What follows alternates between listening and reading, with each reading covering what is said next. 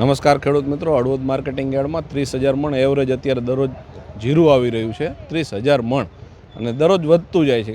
Average જોઈએ તો એના બજાર ભાવ છે ને મિત્રો 3,000થી લઈ 3,500થી લઈ 4,000 એ જે કંઈ ક્વોલિટી વાઇઝ થતા હોય છે, પરંતુ 4,500થી લઈને 3,000 વચ્ચેના બજાર ભાવ હોય છે, સારા અને ખરાબ વચ્ચે. ત્યારે આપણે માલ મોરો હોય, ખરાબ હોય, ગુણવત્તા કઈ રીતે હોય, ખેડૂતને ખબર હોય કેવી રીતે જીરું પાકે છે. કાકા, શું નામ તમારું? વિરમભાઈ. વિરમભાઈ, શું લઈને આવ્યા હતા? જીરું કેવો બજાર? બજાર આવી 3,900 આવ્યા. 3,900 આવ્યા. શું લાગે તમને કેટલા હોવા જોઈએ? હોવો જોઈએ 5,000 ઉપર. કે ખેડૂતને તો જો બી ખાતરના અત્યારે 1,800 રૂપિયા ભાવ છે. ડીએપીના ડીઓપીના અરે તે જીરુના 1,100-1,200 રૂપિયા 2 કિલોના. 2 કિલોના 1,200 રૂપિયા. હા, આપણે વાવેતર માટે લઈ. હા. પછી ઘરની જમીન છે કે છે કે જમીન ઘરની છે અને પાણી બોરના કે કેનાલના? અને બોરનું કિનારનું બે છે. બે છે. હા, બે છે.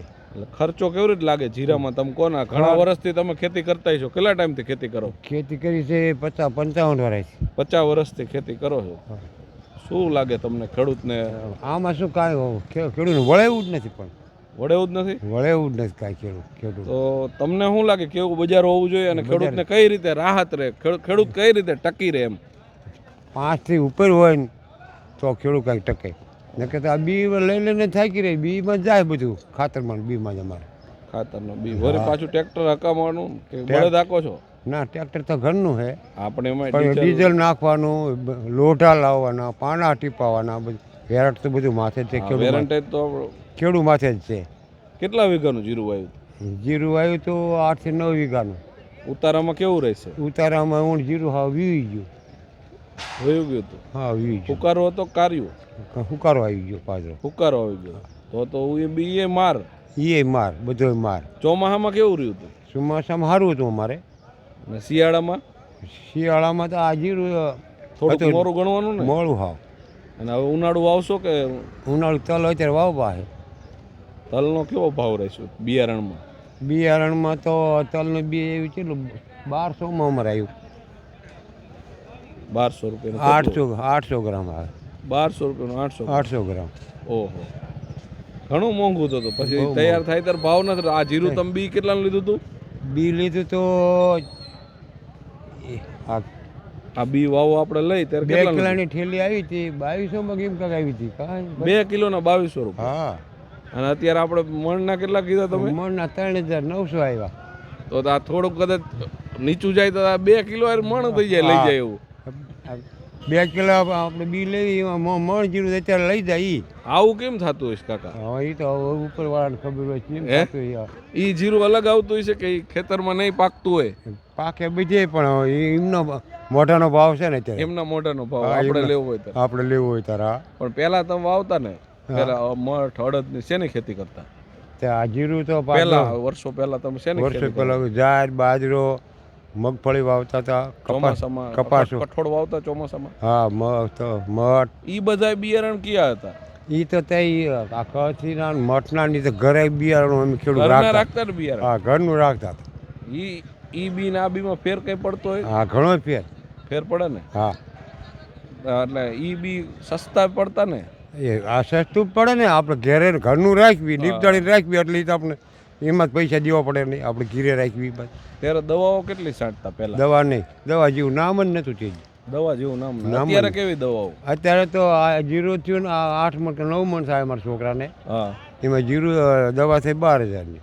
12,000 ની દવા? એટલે આ જીરાના ઉપર આપણે જોઈએ ને તો આમાં નકરી દવા જોઈએ એવું થાય ને? તો દવા જ છે, નકરી દવા જ છે. જીરા કરતા જાજી દવા આની ઉપર પડ આવી ગયો એવું થાય ને? પડ આવી ગયો. ખાવામાં આ નુકસાની થતું હોય ને? પહેલા તમારી કેટલી ઉંમર થઈ કાકા? મારે આ થાય 83 માં હાલત. 83 વર્ષથી. અમે તમારે જેવડા થાય ત્યારે આવડે બે નહીં કે ટેકા વગર? બે એક. કારણ કે આવું તમે કીધું દવા જ ખાવાની આવે પછી શું થાય? હવે તમે અત્યારે રહો તે પહેલા તમે કીધું કે કઠોળની ખેતી થતી, ઘરનું વાવતા, કોઈ દવા નહીં. અત્યારે તમે શાકભાજી આપણે વાવી તો કેટલી દવા આવે? અત્યારે તો દવા વગર કાંઈ થતું ને. રીંગણું વાવો તો ન તો દવા છાંટવી પડે. ભીંડો હોય બધામાં નવતો ન જ દેવી. હા, એને. અને તમને શું લાગે એમ? તમને શું લાગે? આ દવાયું તો પોચ્યા વગી ના કઈ નાખ્યા દવાયું ને આ બિયારણ લેવા. એવું ને? હા.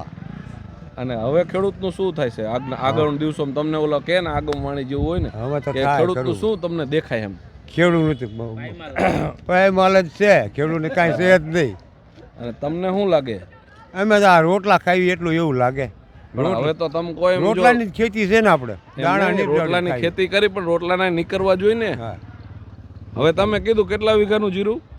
8-9 વીઘા. 8-9 વીઘાનું હોય ને એટલું આ ભાવમાં જાય અને આ એટલું થાય તો શું કરવાનું ખેડૂતને? ખેડૂત હુવાનું જ છે. રળી દેવાનું વેપારીને.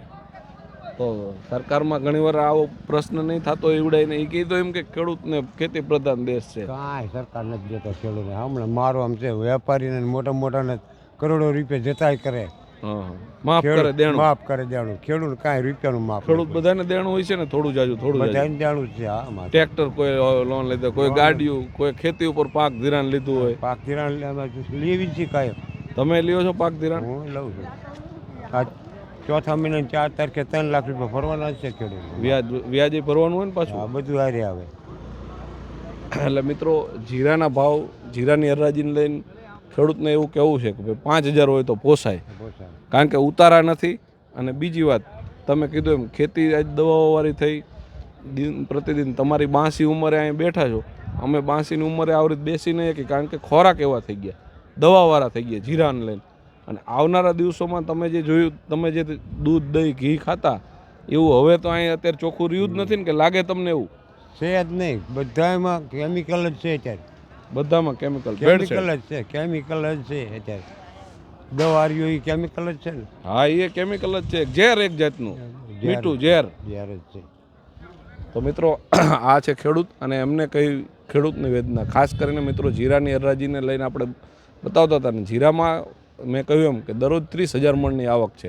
30,000 મણની આવક થતાં દિન પ્રતિદિન હજી વધશે હળવદ માર્કેટિંગ યાર્ડમાં. પરંતુ ખેડૂત જ્યારે જીરું વેચે છે ત્યાર પછીની સંવાદ અને એની વેદના ખેડૂત જ સમજી શકે. તમામ દર્શક મિત્રોનો ખૂબ ખૂબ આભાર. ખેડૂત મિત્રો.